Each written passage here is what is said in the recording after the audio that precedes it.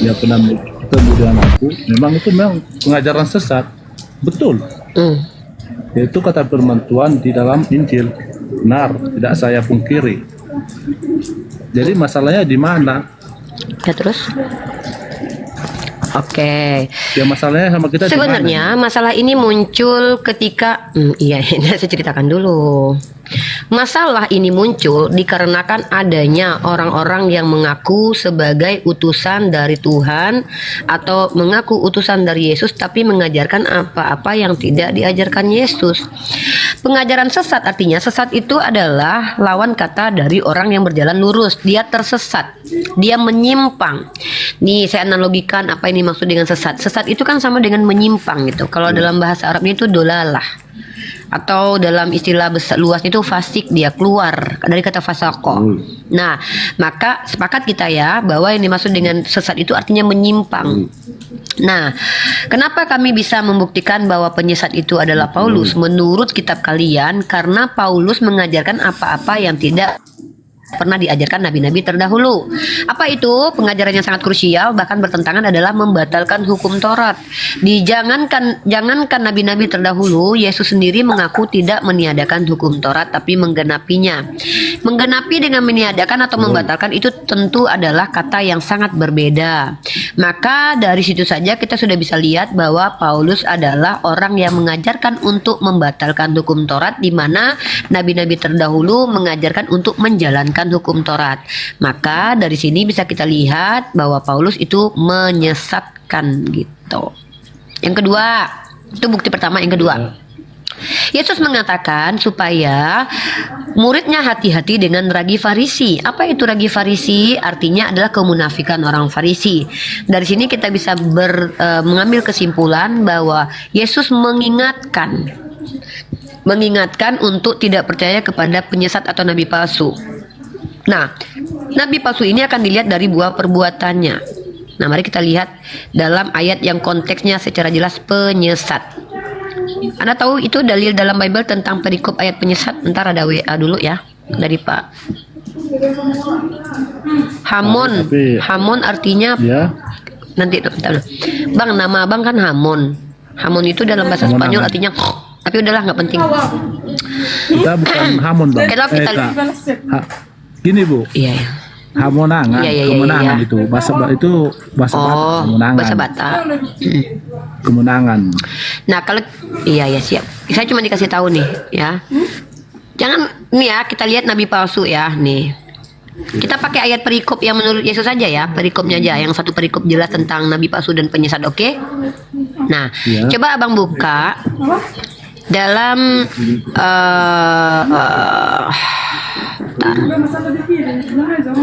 nah, dalam Markus pasal 13 nomor 22 tuh, sebab Mesias palsu dan nabi-nabi palsu akan muncul dan mereka akan mengadakan tanda-tanda dan mukjizat dengan maksud sekiranya mungkin menyesatkan orang-orang pilihan. Coba, di mana ajaran agama ya kecuali nabinya itu bisa bermukjizat, hanya agama Kristen.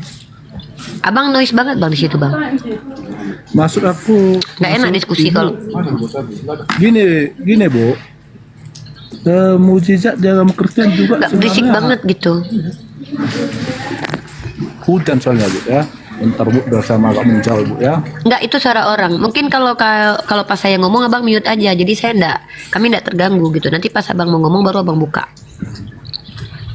Oh begini Bu, Gimana? kalau masalah mujizat yang sering Ibu lihat, Ibu tonton gitu dari hamba-hamba Tuhan pendeta, pribadi aku nggak percaya angka mujizat itu.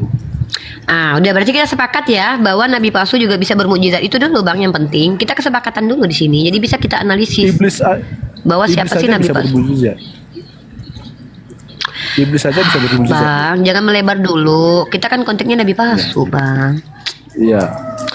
Nah, abang sepakat ya bahwa parameter bermujizat itu bukan hanya diberikan kepada nabi asli tapi juga nabi palsu. Nah, sekarang abang lihat deh Matius pasal 7 nomor 15. Ini tepat sekali perikopnya hal pengajaran sesat.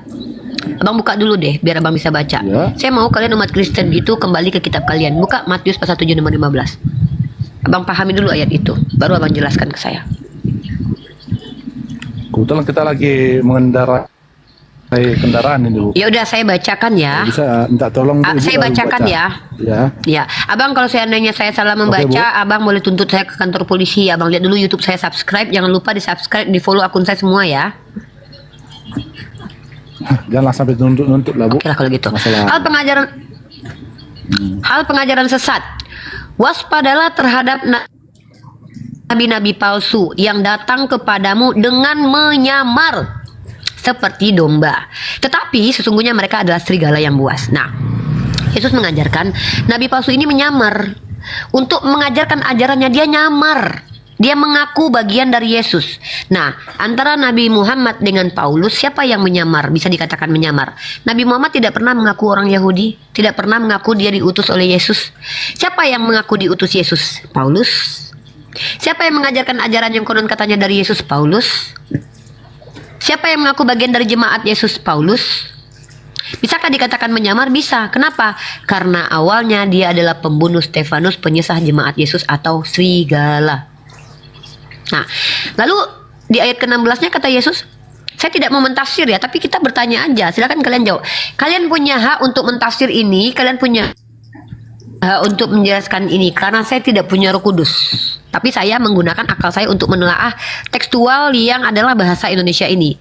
Kalau kalian bisa membantah argumen saya, silakan kalian polisikan saya. Dari buahnya lah kamu akan mengenal mereka. Dapatkah orang memetik buah anggur dari semak duri atau buah ara dari rumput duri? Demikian setiap pohon yang baik menghasilkan buah yang baik, sedang pohon yang tidak baik menghasilkan buah yang tidak baik. Nah, ini lucu. Pak Yesus mengatakan penyesat itu diumpamakan seperti pohon buruk yang tidak akan mungkin menghasilkan buah baik. Tiba-tiba Paulus yang adalah pohon buruk dipercaya umat Kristen punya buah baik sebagai rasul. Padahal kata Yesus tidak mungkin. Ingatlah, masa Yesus berbohong? Tidak mungkin, artinya tidak akan pernah ada. Tidak mungkin. Ingat, saya ulangi sekali lagi, saya suka nih bahas ayat ini. Matius 47 nomor 18. Tidak mungkin pohon yang baik itu menghasilkan buah yang tidak baik. Nabi Muhammad yang dari kecil baik, Al-Amin, tidak pernah berdusta, tidak mungkin nih. Jadi orang jahat, tidak mungkin. Dari kecil dia baik. Nggak mungkin kata Yesus. Ini kata Yesus nih. Dan ataupun pohon yang tidak baik itu menghasilkan buah yang baik. Paulus dari kecil pohonnya buruk aja terus. Ikut sekte Farisi dia. Menyesah murid Yesus dia. Pohon baik atau pohon buruk dia menurut Bapak? Paulus itu sebelum mengaku berjumpa Yesus pohon baik atau pohon buruk? Silakan dijawab itu dulu. Supaya saya bisa mengkonfirmasi apakah yang saya sampaikan ini adalah tafsiran liar atau sesuai dengan tekstual. Silakan jawab. Kalau Paulus dari awalnya dia memang manusia yang buruk perilakunya Bu. Mantap. Maka Yesus mengatakan bahwa tidak mungkin pohon yang baik itu menghasilkan buah yang tidak baik, ataupun pohon yang tidak baik itu menghasilkan buah yang baik. Yesus mengatakan, tidak mungkin Pak pohon buruk itu menghasilkan buah yang baik. Pertanyaan saya, kenapa kalian justru menjadikan orang Farisi yang dikatakan munafik oleh Yesus sebagai Rasul? Enggakkah kalian percaya kepada Yesus? Kalau kalian tersesat ya wajar kalian mengingkari perkataan Yesus. Begini Bu ya, kami di Kristen Protestan Bu, seperti pribadiku, yang kuikuti itu ajaran Kristus Bu, ajaran Yesus Kristus, bukan ajaran Paulus. Yakin? Yakin kali aku. Oke, hukum Taurat mana yang Bapak jalani? Ya hukum Taurat yang 10. Bapak masih sabat nggak? Perjanjian lama. Bapak masih sabat? Gini Bu, hukum Taurat tidak. Kalau sahabat itu Bu, itu harus satu kalau sebenarnya. Begini Bu, kalau Terus Bapak masih sabat? yang mentiadakan Rasul Paulus bilang mentiadakan hukum Taurat, sedangkan Kristus Yesus tidak mentiadakan, cuma menggenapi. Betul. Nah, aku Menggenapi. Arti Bu, menggenapi apa? menggenapi bukan mentiadakan, seperti yang Ibu katakan. Nah, Efesus pasal 2:15 itu meniadakan atau menggenapi? Nah, ini permasalahannya. Iya, di situ permasalahannya seperti Ibu katakan. Jadi gini Bu, kalau di Kristen Protestan ini, Bu, banyak kami juga bertentangan masalah firman Tuhan ini. Masalah mujizat, yang banyak amal Tuhan masang mujizat yang bisa menyembuhkan ini, menyembuhkan itu. Seperti Kristen Protestan saya pribadi, Bu, saya nggak percaya itu. Saya tidak percaya. Enggak, kita nggak bahas tentang mukjizat. Kita kan tadi bawa Matius pasal 7 nomor 15 sampai 18 selesai dibaca. Iya, Di sini cara menunjukkan bahwa dia nabi palsu atau tidak lihat dari dia. Alah. Udah saya bilang, Nah, Bu, Bapak kan patokan sebenarnya kebanyakan patokan kami sebenarnya yang sebenarnya biar semua umat Kristen tahu, jangan kita berpatokan sama Rasul Paulus. Patokan kita itu Yesus. berarti Bapak mengakui kalau Paulus itu bukan datang dari Yesus. Begini, siapa saksinya? Siapa Enggak, tahu? Bapak justru membantu saya nih. Bapak nggak percaya kalau Paulus itu Bukan. rasul. Bukan tidak percaya, Bu. Begini, Bu, saya dalam ajaran Paulus, kalau ajaran dia itu untuk kebaikan, tidak mentiadakan hukum Taurat, saya percaya. Tapi kalau dia mentiadakan hukum Taurat, saya tidak percaya. Ya, dia kan meniadakan hukum Taurat, Pak. Kalau Rasul Paulus mentiadakan hukum Taurat, Gimana sih, Pak? Bapak gini aja deh. Udah deh, gini aja deh, Pak. Pertanyaan saya singkat, padat. Bapak percaya nggak sih sama Paulus sebagai rasul? Udah itu aja. yang saya percaya Rasul itu, Bu, murid Yesus, Bu. Selain itu nggak ada.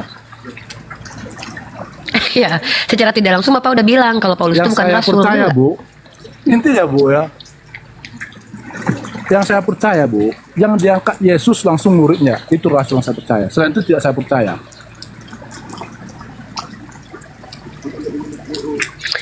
Iya, artinya secara penegasan Bapak itu nggak percaya Paulus kan? Intinya udah saya bilang, Bu, yang saya percaya ke-12 Ya mungkin Bapak nggak mungkin lah jawab langsung. terang-terangan. Nggak saya wajarkan sih Bapak tidak mungkin menjawab itu terang-terangan karena ini perkara nanti dianatema sama umat Kristen lainnya. Memang nggak nyaman sih kita bertentangan dengan saudara Bisa. kita karena implikasinya. Nggak, saya nggak Saya mau juga apa-apa. udah belajar Saya nggak mau teologi. paksa. Enggak, Bu. Saya juga udah belajar teologi, ya, Bu. Saya sekolah teologi, ya, Bu. Saya seorang evangelis. Saya STH, Bu. Mantap dong. Nah ini yang saya tunggu nih. Angkat Bapak ini jadikan dua sama aku kan nih. Itu. Saya mau belajar sama Bapak ini. Mantap. Saya bukan Teruskan ke Bapak. saya bukan asal ngomong gini aja, Bu. Saya belajar Oke, dari mantap. di Jakarta Barat. Bikin H2H, Unriva versus Hamonangan. Biar nggak ada yang ikut, biar enak kita diskusi. Jadi kalau ada umat Kristen yang mau ikut ke atas menentang omongan saya, silakan.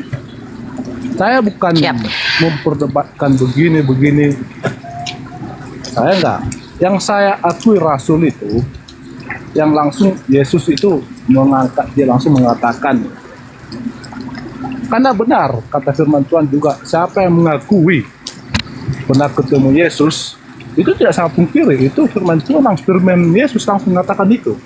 Tidak sangat pungkiri itu. Nah, dan seperti yang Ibu katakan, saya tahu tujuan Ibu. Paulus itu mengakui, kata dia sudah ketemu Yesus. Sedangkan dalam umuman firman, sedangkan Injil sebelumnya, kata Yesus, itu ajaran palsu dan sesat. Ya secara tidak langsung, omongan Rasul Paulus itu bertentangan dengan apa yang dikatakan Yesus. Masya Allah, Subhanallah. Lanjut Pak. Jadi karena yang dikatakan Rasul Paulus ini, kalau seperti pribadi saya cuma mengambilnya sisi yang baiknya aja jika dia katakan. Kalau sisi yang melanggar, yang mentiadakan hukum Taurat, saya tidak pernah itu mengakuinya itu. Berarti Bapak pilih-pilih aja gitu. Sama Bu, gini, kita sekarang lagi sharing, yang ada yang baik Ibu bilang sama saya ambil yang di depan saya. Karena gini Bu, Iya, tapi kalau seorang mengaku rasul, gini Pak. Tapi kalau Waalaikumsalam warahmatullahi wabarakatuh, Zulkifli. Tapi kalau seandainya ada orang yang mengklaim bahwa dia datang dari Tuhan dan diutus oleh Tuhan, artinya kan dia mencoba untuk mengingatkan kepada semua orang yang mendengar itu dia iblis Bu. untuk mengikuti kata Itu dia kan. iblis Bu. Itu iblis Bu. Oh, berarti Itu ajaran boleh sesat, dikatakan Paulus iblis dong. Dalam hati kita jawab itu. Ibu yang jawab dalam hati Bu, udah dalam hati.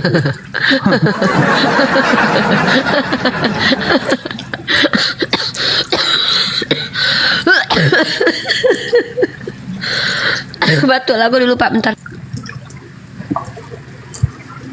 Karena kita nggak bisa pungkiri. Karena benar firman Tuhan itu. Siapa yang mengakui sudah ketemu saya, setelah dia mau terangkat ke surga, mau terangkat ke surga, nah, itu ajaran sesat. Itu nggak benar, nggak betul. Mantap Jadi sekali. kalau saya bilang, Ya, sebentar Pak ya, saya sapa Bang Omen ini Kristen atau Muslim dari tadi pengen naik. Bang Omen. Bang Omen. Jadi bawa lanjut. Ini aja untuk sementara orang Kristen versus Pak Hamonangan dulu aja ya. Saya mau istirahat dulu ya. Karena ada Pak Hamonangan nih yang tadi kita sudah dengarkan statementnya. Mungkin umat Kristen yang ingin membantah Pak Hamonangan silakan naik. Kalau tidak mampu nanti saya bantuin kalian buat membantah Pak Hamonangan, tenang aja. Ada saya di sini. Tapi jelas lah perpuluhannya berapa. kalau kita Ya. bukan yang perpuluhan sama kita Bu. Bukan itu yang utama perpuluhan Bu. Kalau gereja yang mengutamakan perpuluhan itu dari ajaran iblis itu Bu.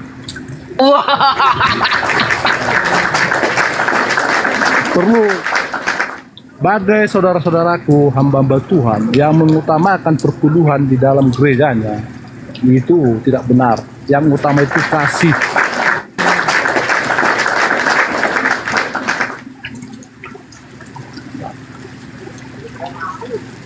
Siapa? Karena kalau kita percaya Yesus itu adalah Tuhan, karena Yesus mengatakan bukan perpuluhan yang utama itu adalah kasih.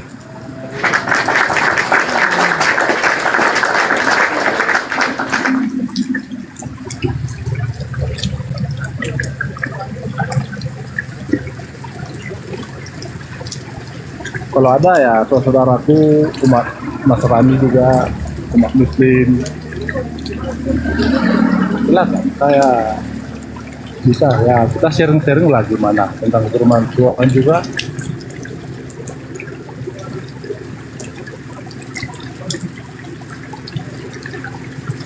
Kalau saya sama Bapak nggak ada lagi versusnya karena ternyata kita sepakat, kita sudah menjawab di hati kita masing-masing siapa iblis sesungguhnya. Dan saya pikir jawaban kita sama. Ya udah Uni, Banyak selidiki juga. aja itu hal pengajaran sesat itu, selidiki aja biar teman-teman Kristen di bawah bisa paham. Yang di bawah aja. Bapak mungkin bernarasi saja Pak. Menurut Bapak ciri-ciri ajaran sesat seperti apa? Silakan sampaikan. Kalau ajaran sesat ini kebanyakan juga yang banyak mujizat-mujizatnya, aku bingung sebenarnya dalam ajaran Kristen juga. Karena yang ada cuma ditampar gini sembuh, sedangkan Yesus saja di dalam kehidupannya dia pun belum melakukan mujizat dengan berbagai cara. Dia sebagai contohnya dia menyembuhkan orang buta, dia pakai tanah, dia pakai air liurnya. Saya bingung. Nah, kebanyakan saya bilang itu hamba-hamba Tuhan, kebanyakan hamba Tuhan palsu itu, hamba uang itu. Saya tentang itu juga Bu. Saya tidak, tapi saya memang kalau saya jalurnya aja aku Bu. Ajaran Yesus. Karena kebanyakan juga Bu, kalau saya menegaskan di dalam kekristenan saya begini, dalam saya berkhotbah begini, kebanyakan hamba-hamba Tuhan juga nggak suka nengok saya. Saya tidak mundur kalau saya. Rata-rata Hanya memang kalau ada di begitu koma Pak. ini yang Semakin akademis orang Kristennya, semakin menggunakan data, semakin dimusuhi sama jemaat awam. Saya sudah lihat beberapa kali itu. Bahkan kalau Bapak santun gini, Bapak nanti dituduh Muslim loh Pak. Tapi kalau anarkis, menghujat, wah Kristen sejati katanya, gitu rata-rata.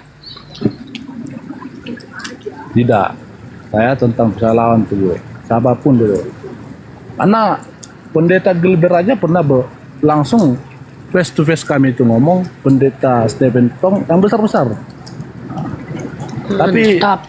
kalau orang nengok saya secara sekarang, Bu, orang anggap ya ini nggak yakin mereka pendeta. Tapi mereka nggak tahu sampai di mana. Gitu, Bu. Kebetulan saya Mantap. reform saya, Bu. Oh, Bapak reform, Martin Luther. Calvin, Bu. Calvinis. Oh, Bapak John Calvin. Iya, Bu. Bapak itu sama dengan Pak Budi Asali ya? Iya. Sama Esra Soru juga ya. Saya pernah diskusi dengan Esra Soru. Pak Budi Asali pun sering. Nah, terus gimana pendapat Bapak terkait sekarang tentang adanya Yonatan Purnomo yang menggugat LAI? Dia ahli teologi dan juga seorang yang sudah mendapatkan banyak sekali penghargaan dari STT, dan jurnalnya itu bahkan bereputasi Scopus tentang Bible. Gimana menurut Bapak itu?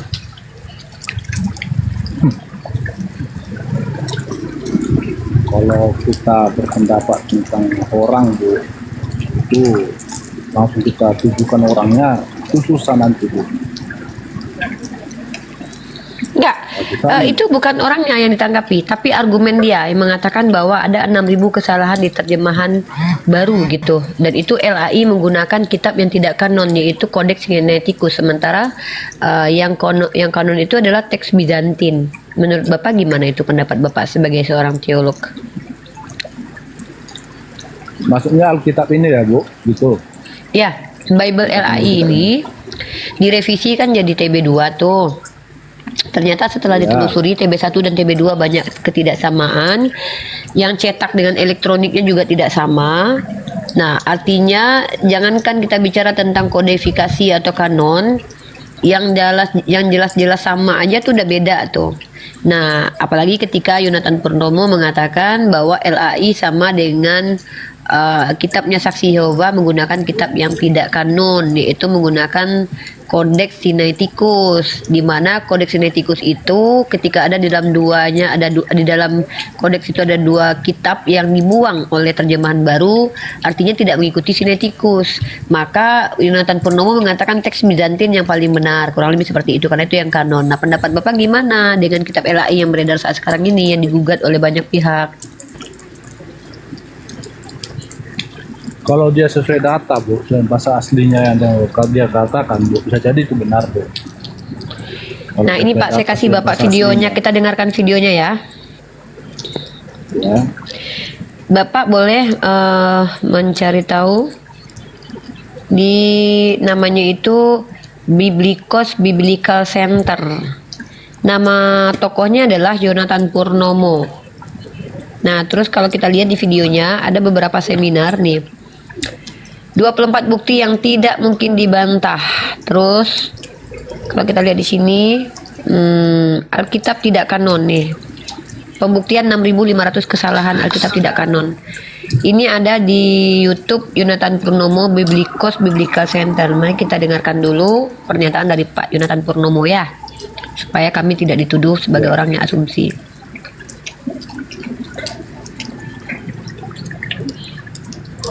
Dan ini pun sudah masuk di ranah dari kitab ini.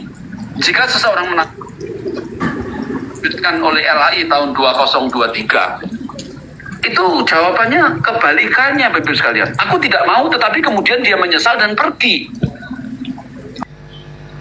Di dalam Matius 21:30, bapaknya itu datang kepada anak yang kedua. Nah, di dalam TL dan TB yang ke-1, anak yang kedua tadi bilang tidak mau, tetapi akhirnya dia menyesal dan pergi. Sebaliknya di dalam TB2 terbitan 2023, anak yang kedua tadi itu bilang baik Bapak tetapi tidak mau. Nah, ini Bapak Ibu sekalian, ayat 29 dan 30 itu berbalik Bapak Ibu sekalian, menjadi kontradiksi. Nah, di dalam klimaksnya, di dalam Matius 21 ayat 31, Itu jelas sekali perbedaannya. Kalau Anda lihat di sini, TL itu warna kuning yang kedua, TB1 juga kuning yang terakhir. Karena memang cuma ada dua anak kan, anak pertama dan anak kedua. Jadi anak yang kedua atau anak yang terakhir itu sama Bapak Ibu sekalian. Sedangkan di dalam TB2 itu anak yang menuruti kehendak bapaknya itu justru anak yang pertama. Bayangin Bapak Ibu sekalian, ini firman Tuhan ya. Bagaimana mungkin 69 tahun salah kemudian baru dikoreksi. Ini baru satu contoh yang saya berikan kepada Anda. Dan ini masih ada ribuan kesalahan yang masih belum direvisi. Entah kapan akan direvisi. Bisa jadi seumur Anda hidup, Anda tidak akan mengalami revisi yang lain. Ada kemungkinan revisi yang akan datang 50 tahun kemudian, Bapak Ibu sekalian.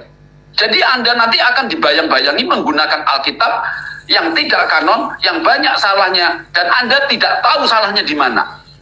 Oleh sebab itu, Bapak Ibu sekalian, kita perlu waspada. Kemudian di dalam episode yang kelima ini, saya akan membahas adanya ayat-ayat yang sebenarnya itu sudah benar. Tapi dengan adanya revisi, justru malah menjadi salah. Nah, kesalahan di sini saya ambil satu contoh yang terdapat di dalam Matius, yaitu Matius 17 ayat 21. Saya perlihatkan saja. Malah direvisi makin salah. Stop. Terjemahan dari LAI dan Saksi Yehova. Bapak Ibu sekalian, kalau Anda lihat di sini, Bapak Ibu sekalian, ini terjemahan dari LAI, itu TL 1954 bunyinya, tetapi sejenis ini dengan suatu pun tiada dapat keluar, hanyalah dengan doa dan puasa saja. Saya tidak mempersoalkan tentang terjemahannya, tetapi saya mempersoalkan ayat ini ada, Bapak Ibu sekalian. Nah, adanya ini tidak dikasih tanda kurung, berarti kalau begitu dianggap sah, dianggap itu ada di dalam teks asli. Oke, maka saya tulis di sini ada. Nah, SSY itu saksi-saksi Yehova. Nanti biasanya saya singkat dengan saksi Yehova saja, Bapak Ibu sekalian.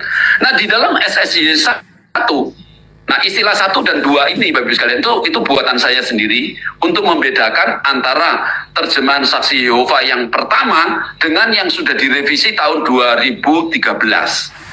Jadi Bapak Ibu sekalian, di dalam SSY yang pertama, saya memiliki yang edisi 1970, itu kosong, tidak ada Bapak Ibu sekalian.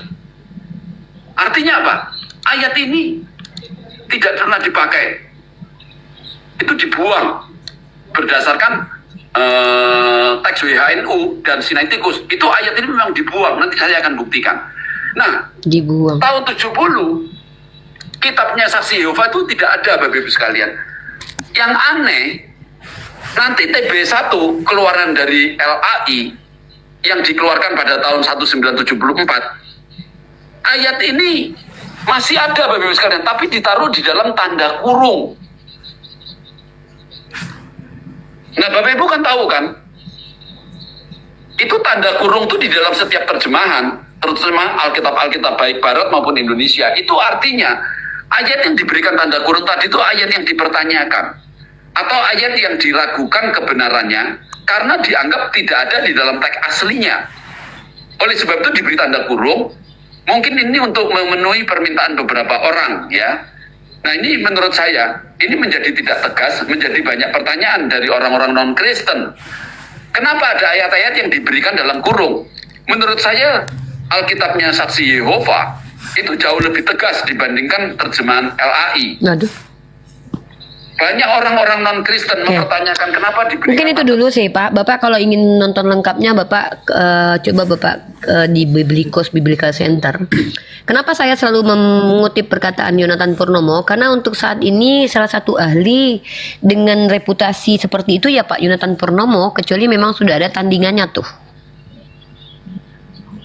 Betul. Nah, jadi menurut saya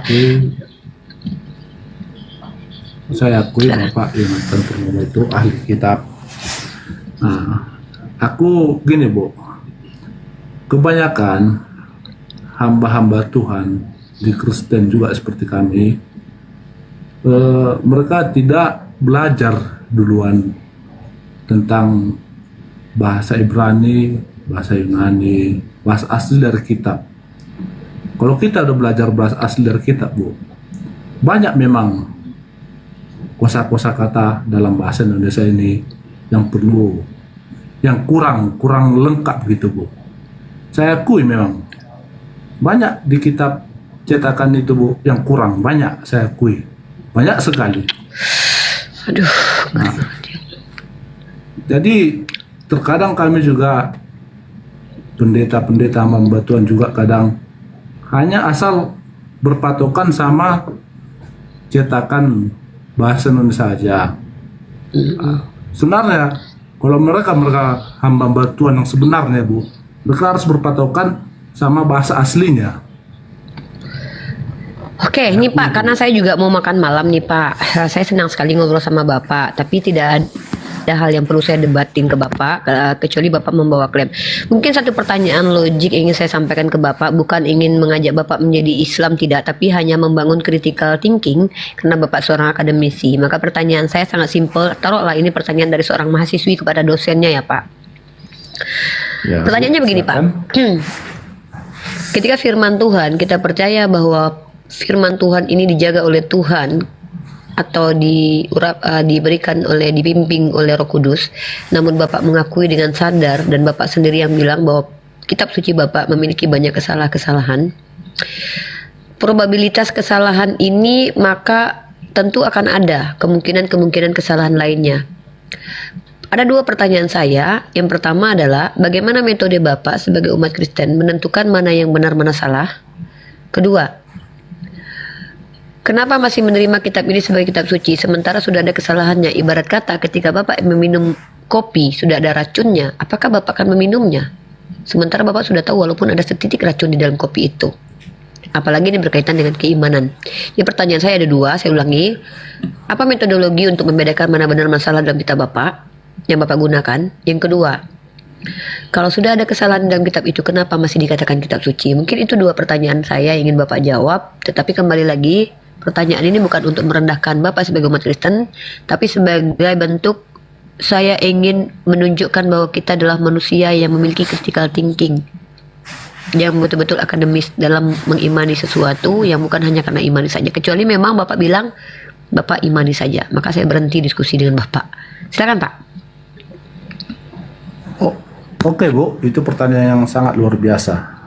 Nah, saya akui itu pertanyaan sangat luar biasa. Metode saya Bu, saya ingin hamba-hamba Tuhan dan orang Kristen, terlebih hamba-hamba Tuhan, kalau mereka khotbah, kalau hamba-hamba Tuhan khotbah dalam Kristen, tolong pelajari dulu bahasa aslinya dan sampaikan sesuai bahasa aslinya. Nah, dan karena kosakata dalam bahasa Indonesia kurang untuk memperjemahkan dari bahasa aslinya ke bahasa Indonesia, makanya di situ dalam bahasa Indonesia banyak kurangnya.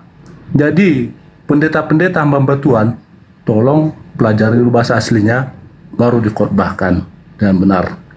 Nah, dalam diri saya juga, seperti Bu bilang, udah saya tahu itu kopi ada racunnya tapi masih minum. Tidak Bu, kita udah pelajari bahasa aslinya semua. Bahasa Ibrani sudah kita pelajari, bahasa Yunani sudah kita pelajari, bahasa Arami sudah kita pelajari juga Bu. Dan kita nggak asal minum aja seperti air putih Bu, kita udah tahu. Boleh nggak Uni? Sebenarnya kalau sedikit Fandi, sebenarnya kan klaim Bapak tadi itu harus saya buktikan sebenarnya, karena saya termasuk orang yang sangat kritis. Tetapi udahlah, saya tidak perlu di situ. Tapi saya hanya mau menyampaikan sesuatu. Bapak mengatakan Bapak menguasai bahasa Arab, menguasai bahasa Ibrani, menguasai bahasa Yunani. Sebenarnya saya bisa membuktikan bahwa itu sudah tidak ada gunanya lagi Pak. Kenapa? Karena saya mempelajari bahwa kitab Bapak itu hingga detik ini yang perjanjian baru masih dipertentangkan dan didebatkan bahwa bahasa aslinya itu apakah bahasa Yunani atau bahasa Aramaik. Itu Ya, yang kedua. betul. Kemudian perjanjian baru, kenapa? Karena secara logik Ya, Yesus itu tidak menggunakan bahasa Yunani ketika mengajar murid-muridnya, dan murid-murid Yesus notabene-nya kebanyakan adalah orang Yahudi. Apalagi kalau Matius dan juga Yohanes. Tetapi faktanya kitab Anda ditemukan dengan menggunakan bahasa Yunani. Ya. Maka apakah itu betul-betul kitab yang ditulis oleh Matius, Markus, Lukas, dan Yohanes, atau salinan yang sudah diterjemahkan kembali? Itu pun saya pikir kalian tidak akan mampu menjawab. Secara Itu perjanjian baru. Itu perjanjian baru. Kalau secara live saya nggak bisa jawab itu, Bu. Tapi kalau secara Ya. express saya akan jawab. Oke, suatu saat mudah-mudahan kita bisa buat seminar ya Pak. Saya bertemu dengan Bapak di offline. Kita adakan seminar yang akademis. Saya membawa data-data dan Bapak juga begitu. Yang kedua adalah Ya. kitab perjanjian lama itu teks Mesorah ada di abad ke-10. Diselesaikan oleh keluarga Mesoret berdasarkan tradisi lisan. Sementara Septuaginta itu bukan bahasa asli dari orang Yahudi, melainkan kitab yang konon katanya di zaman Raja Ptolemy 3 abad sebelum Masehi diterjemahkan ke bahasa Yunani karena orang Yahudi telah berdiaspora. Maka bisa dipastikan bahwa itu bukan bahasa asli dari perjanjian lama. Ya. Nah, apakah teks Mesorah dengan menggunakan Ibrani yang baru ini adalah betul-betul bahasa asli dari kitab Torah yang ditulis Musa? Belum tentu. Karena bahasa Ibrani ini ada bahasa Ibrani modern, ada bahasa Ibrani yang paleo Hebrew atau jadi ada perkembangannya. Maka ketika Anda mengatakan kami mengerti bahasa Aram, kami mengerti bahasa Yunani, kami mengerti bahasa Ibrani, tetap akan banyak pertanyaan yang muncul dari saya. Bahwa yang saya tanyakan bukan kemampuan kalian berbahasa Ibrani atau Yunani, tapi apakah bahasa asli kitab kalian dan bagaimana cara membuktikan bahwa apa yang kalian katakan itu benar. Begitu Pak. Kalau seperti data seperti yang Ibu katakan memang betul itu semua. Saya tidak menyangkal itu, Bu. Betul. Saya tidak lari itu, Bu. Saya bilang betul. Karena saya akui dalam kitab kami ini banyak kekurangan, Bu. Dalam segi penulisannya, dalam segi bahasanya, saya akui itu. Nah, tapi karena pesan dari Yesus sama kami, ya berbahagialah orang yang lebih percaya tapi tidak melihat gitu, Bu. Ya kami percaya, Bu, itu aja. Kalau kita bahas Itu tentang hak, kitab kami, itu Bu. hak prerogatif. Ya, Bu. Kalau dalam kitab Omongan kami, Bapak Bu, tadi itu adalah hak banyak prerogatif gitu. yang harus kami hormati. Ya. Kalau dibahas ini, Bu, masalah kitab dari perjanjian lama ini, Bu, ke perjanjian baru, saya akui banyak kekurangannya. Seperti Ibu katakan tadi, doa bahasa aslinya apakah ini benar apa ini? Benar yang Ibu katakan, benar. Satu orang pun pendeta belum ada yang bisa jawab itu, Bu. Masya Allah. Ya, jadi kalau kita bicara tentang ilmiah, Pak, ilmiah itu kan artinya apa? Segala sesuatu yang kita bahas ini menggunakan metode-metode keilmuan. Ada sistematikanya, ada metode-metode yang digunakan, yang diterapkan. Betul. Kemudian ada, ya, kalau kita menggunakan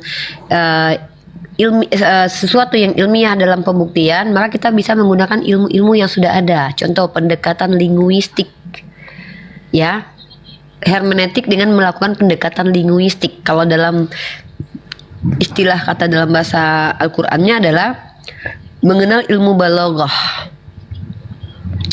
Kita harus mengerti asal kata dari sebuah term yang ada di Al-Quran, asal katanya apa, maknanya di waktu itu apa, sebelum Al-Quran datang maknanya apa, sehingga nanti akan mudah memahami secara terminologi. Nah, kalau kita bicara dengan ilmiah, maka saya sebagai seorang mahasiswi mengatakan bahwa Bible gagal sebagai kitab yang ilmiah. Kalau kita gunakan pendekatan linguistik, itu akan terkendala dengan pertanyaan bahasa Bible yang aslinya apa sih? Karena sampai sekarang masih debatable antara orang-orang Kristen Syria dengan Kristen Ortodok, dengan Kristen Yunani, dengan Kristen yang ada di Asia. Itu masih berbeda pendapat. Apakah bahasa kitab suci kalian yang bernama PB itu menggunakan bahasa Yunani ditulisnya atau menggunakan bahasa Aram? Itu kenapa ada Peshitta. Walaupun nanti orang-orang dari kalangan Katolik lebih menggunakan kitab berbahasa Latin kemudian, tapi tetap saja menjadi pertanyaan. Sebenarnya penulis kitab penulis kitab ini aslinya menggunakan bahasa apa sih? Itu masih sampai sekarang akan sulit untuk dijawab. Maka ketika ini tidak mampu terjawab dan bahkan sulit untuk dijawab, maka tidak ada guna kita mengatakan saya bisa bahasa Yunani, saya bisa bahasa Ibrani, saya bisa bahasa Aram. Kenapa?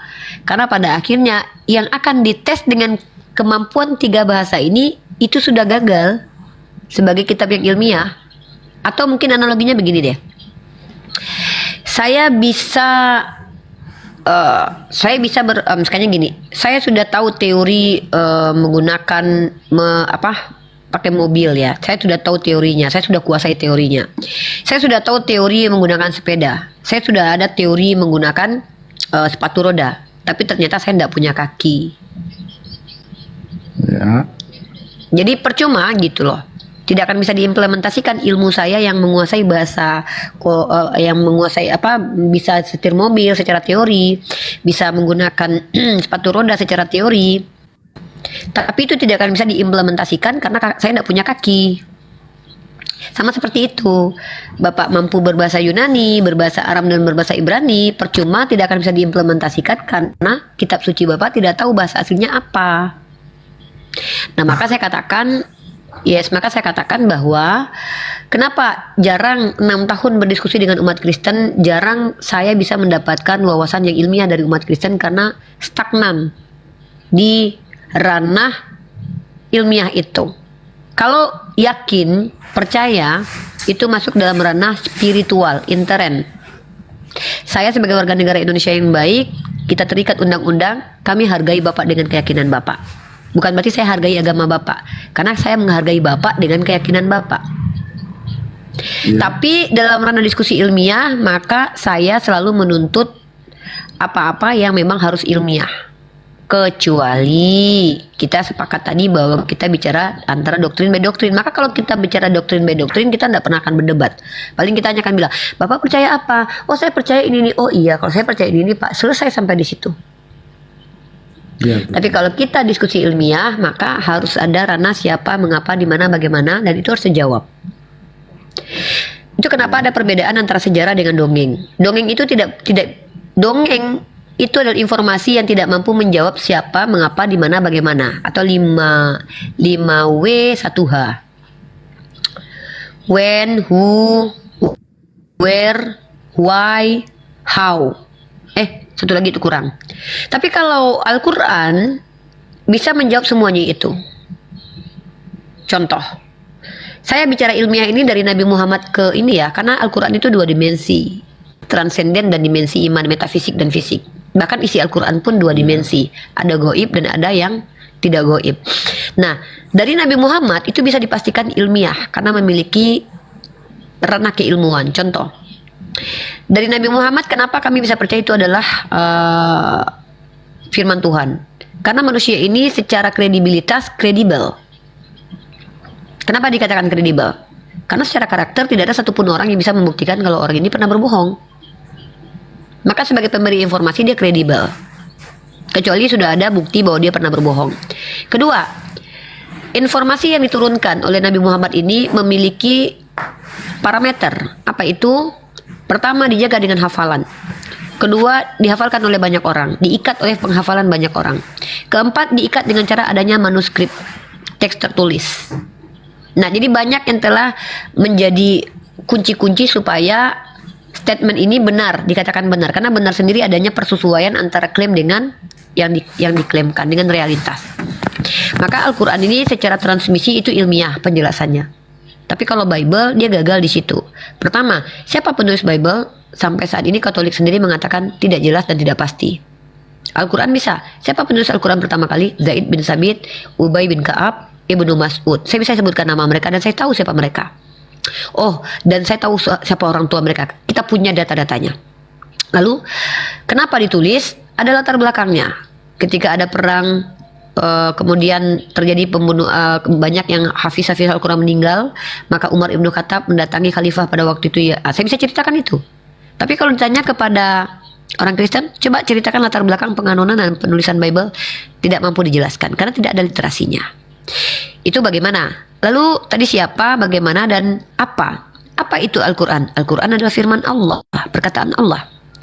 Maka sesuai tidak dengan definisi? Mari kita buktikan. Adakah satu kata di dalam Al-Quran bercampur perkataan manusia dengan perkataan Allah? Mari kita bahas itu pembuktiannya. Tapi kalau Bible, dia firman Allah, tapi banyak sekali perkataan manusia yang bercampur dengan perkataan Tuhan di dalam itu. Maka apa, siapa, mengapa, di mana, bagaimana itu akan terjawab kalau kita bicara Al-Quran, tapi tidak terjawab kalau kita bicara Bible. Lalu kemudian, maka saya katakan, kenapa sampai saat ini saya masih menjadi seorang muslimah? Kalau sudah ada menandingi Al-Quran saya, mungkin saya akan pindah agama. Tapi sampai saat ini saya belum pernah menemukan satu kitab suci yang sama dengan Al-Quran. Jangankan sama, ya, di bawah Al-Quran 100 tangga aja itu belum ada yang menyamakan. Tidak ada yang bisa meniru. Tidak ada kontradiksi di dalamnya. Tidak ada karya sastra yang seindah itu bahasanya. Dan bahkan banyak mujizat-mujizat di dalamnya, di mana dikatakan keseimbangan antara penyebutan untuk kata malaikat dan iblis seimbang jumlahnya. Begitu juga dengan bumi dan langit. Begitu juga hari disebutkan 360 hari. Kalau kita buktikan, ya, tidak ada yang mampu membuat semisal Al-Quran, karena itu bukan datang dari manusia. Kalau punya manusia itu bisa ditiru, tapi kalau punya Tuhan nggak ada yang bisa tiru. Maka dari sini saya mengatakan bahwa Al-Quran transmisinya ilmiah, cara memahaminya by rasionalitas itu juga masuk akal, tapi Bible jauh dari semua itu. Mungkin begitu Bapakku. Tapi kalau perkara doktrin, saya menghargai Anda dengan doktrin Anda. Tidak masalah, karena kita tinggal di negara yang mengikat perjanjian untuk saling menghargai. Begitu Pak. Terima kasih. Betul Bu. Sesuai data memang kami banyak kurangnya Bu. Betul, saya akui itu. Saya tidak pungkiri, karena saya orangnya apa adanya aja. Saya nggak bilang harus begini, enggak. Kalau memang Pak, izin Pak, saya mau menjawab jemaat Bapak. Boleh nggak? Izin, mohon maaf saya potong Bapak. Luar biasa Ya, Bapak boleh, ini ya. silakan. Saya mau menjawab jemaat Bapak Ripka supaya dia tidak tersesat lama. Saya jawab pertanyaannya, ini nggak masuk akal ya. Nggak jelas kok penganutnya terbanyak di dunia. Coba kamu baca kitab kamu, kalau kamu memang percaya kepada kitab kamu ya. Ini kalau kamu percaya loh. Banyak yang terpanggil, sedikit yang dipilih. Justru yang sedikit yang benar, yang banyak yang salah. Ripka, coba kamu baca lagi pernyataan Yesus tuh. Banyak yang terpanggil, sedikit yang dipilih. Tuh, yang banyak yang gagal, yang sedikit yang benar. Jadi parameternya kebenaran itu bukan mana banyak mana salah. Justru ketika not left, di mute dulu. Dan kamu harus belajar secara sejarah. Kalau kamu percaya Yesus sebagai Tuhanmu loh ya. Ketika Yesus hadir ke dunia mengatakan bahwa dia adalah orang benar, pertanyaan saya, banyak yang mengikuti atau sedikit yang mengikuti? Ribka dijawab di bawah. Kalau kan naik ke atas. Justru yang banyak mengingkari. Yang membenarkan hanya sedikit. Itu pun 12 murid, nggak semuanya lagi yang percaya. Artinya banyak yang murtad ini data dari mana ini? Artinya kebenaran itu tidak berpatokan kepada jumlah, kuantitas, tapi kualitas. Lihat kualitas masyarakatnya. Sayang sekali Anda itu ya. Masa parameter karena jumlah? Justru Yesus mengatakan banyak yang terpanggil, sedikit yang dipilih. Sedikit. Oke Pak Amonangan, saya kasih waktu Anda untuk closing karena saya di sini mau masuk sholat Isya.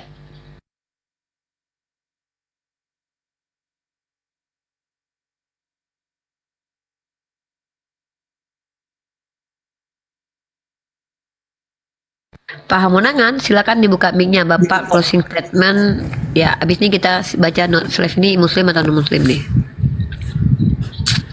ya Bu. Silakan Pak, closing statementnya. Not slave ini Kristen atau Untuk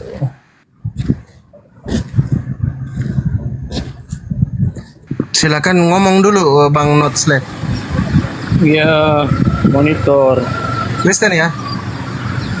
Iya. Ya di mute dulu ya brother ya. Ya silakan langsung aja ke not slave Fandi. Sebelum Uni di sini masih ini ya, menjelang ke Isya. Bentar lagi Uni sholat. Silakan not slave. Banjib kalau mau naik silakan gantiin aku.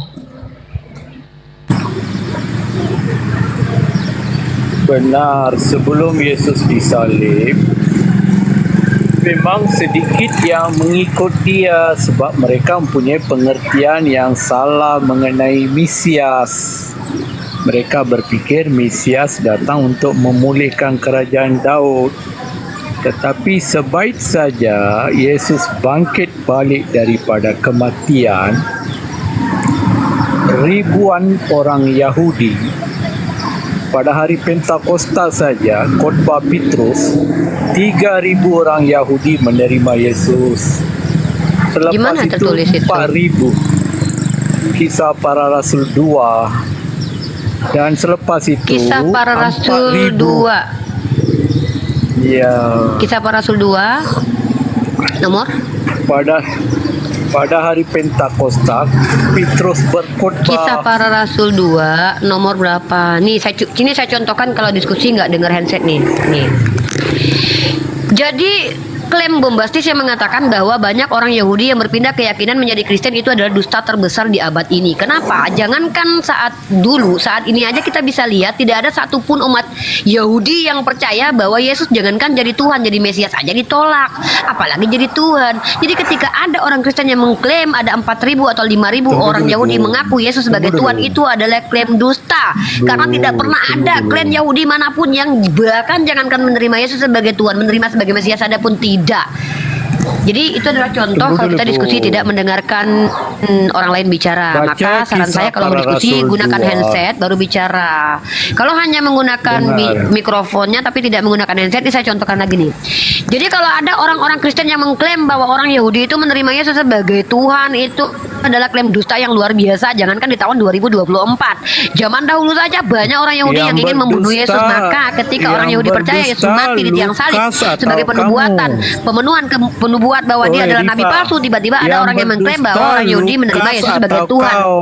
Ini sangat kocak dan lucu sekali, saudara-saudara. Mari kita saksikan aksi akrobat dari saudara Noslev ini yang mengatakan bahwa orang Yahudi 4.000, 5.000 menerima Yesus sebagai Tuhan. Jangankan 4.000, 5.000, itu 12 orang di antara murid Yesus yang ada orang Yahudi bahkan jangankan menerima Yesus, 2 di antaranya pun menolak. Salah satunya adalah Yudas yang menjual Yesus kemudian, dan satu lagi adalah si Petrus yang bakal mengingkari Yesus sampai pagi ayam berkokok. Itu adalah cara kalau diskusi tidak mendengarkan. Maka ada baiknya kalau diskusi itu dengarkan, karena nggak enak kalau diskusi nggak dengerin orang. Baik, Tivena, selamat malam. Selamat malam nih. Kristen Malam ya? Kak Trivena. Sorry, yang kemarin itu PLN-nya mati jadi wifi-nya lagi mati jadi hubungannya Oh iya. It's Kristen, okay, nggak Ambon ya, apa-apa. Ambon ya. Tivena ya, Trivena ya. Ya. Papua. Ya, salam toleransi. Ya. Lanjut. Salam. Jadi saya mengajarkan kepada teman-teman jangan coba-coba diskusi di ruang TikTok itu hanya pakai mikrofon saja, nggak bagus. Gunakanlah headset supaya kalian bisa mendengarkan orang lain bicara. Karena kalau kita tidak mendengarkan orang lain bicara dan kita hanya bicara saja, itu namanya bukan diskusi, tapi itu namanya kesurupan hantu blau ya. Jadi saya berharap yang naik ke sini gunakanlah handset, letakkan handset di kuping gini, nah pas di telinga tuh, jangan di sini nggak dengar nanti, tapi di telinga. Nah kemudian letakkan di sini satu lagi, lalu tekan mikrofonnya, maka bicara.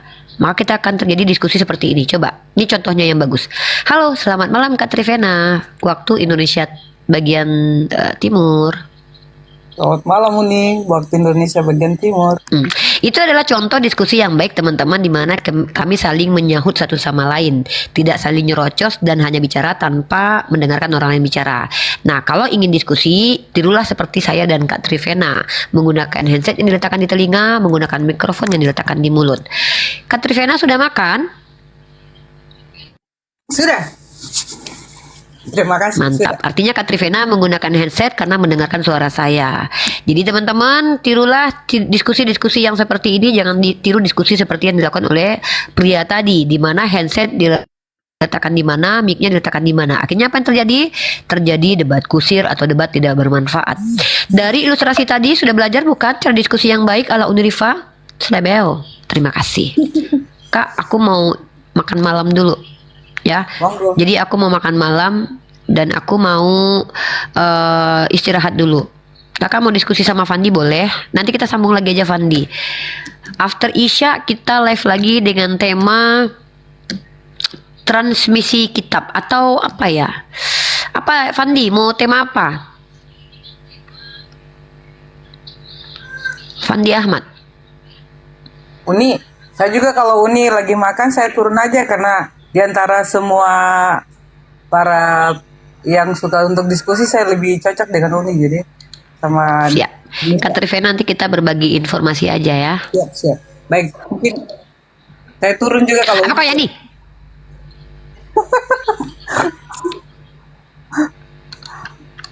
Ini kak Trivena sih, yang ini gatal, dia goda-godain saya. Masuk kau tanya aku sehat atau enggak? Enggak butuh aku kau tanya-tanya. Aku butuh transferan, kau kirim transfer uang sekarang ini juga. Banyak bacot.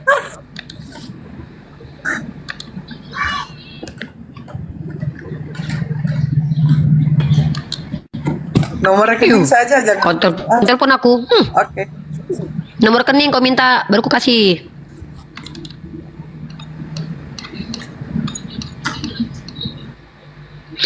Nggak bisa.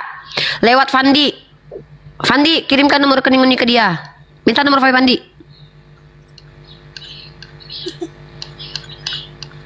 Fandi, kasih nomor rekening Uni ke si. Ini Fandi, host.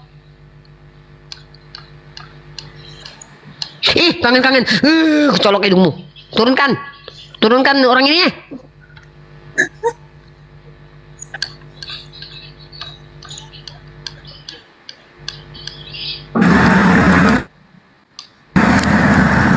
Oke, kami turun. Selamat malam.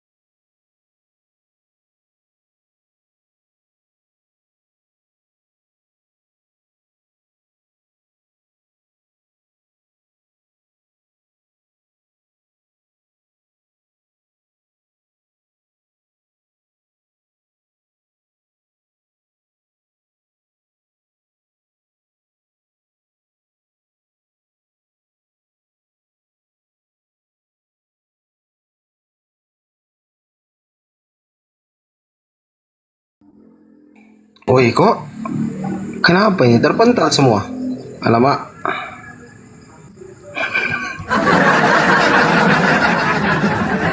Alamak, host signalnya ini bermasalah tadi, tiba-tiba hilang signal.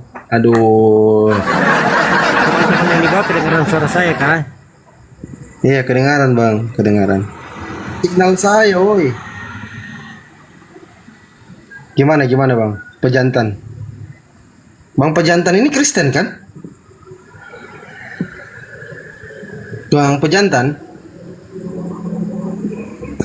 Bang Pejantan tulen. Mana tadi Uni, mentalnya Uni pas lagi monyong-monyong. Pasti marah lagi dia ini. Gimana Bang Pejantan? Kristen apa ini Bang Pejantan? Ini aduh, kenapa sih? Ntar aku putar kamera ya. Siani. Oh, Siani. Oh, Yani. Sorry teman-teman ya, tadi signal saya nge-lag. Ini semalam loh aku jalan-jalan sama Mikana. Ini pas-pas loh muka Mikana kayak gini. Keren kan? Keren kan pas muka Mikana kayak gitu kan? Astagfirullah. Sorry signal saya bermasalah kawan-kawan ya. Coba tengoklah pas muka Mikana lagi ngerocosnya.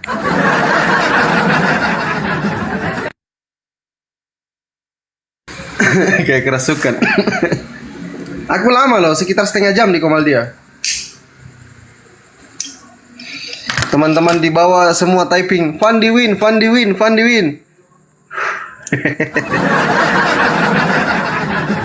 Katanya pintar sih Fandi ini pintar. Mungkin mereka baru lihat ya Debaters Muslim naik di Komal Oten. Selama ini kan jarang disambangi komalnya karena hanya longor aja komalnya itu. Yang kayak gitu.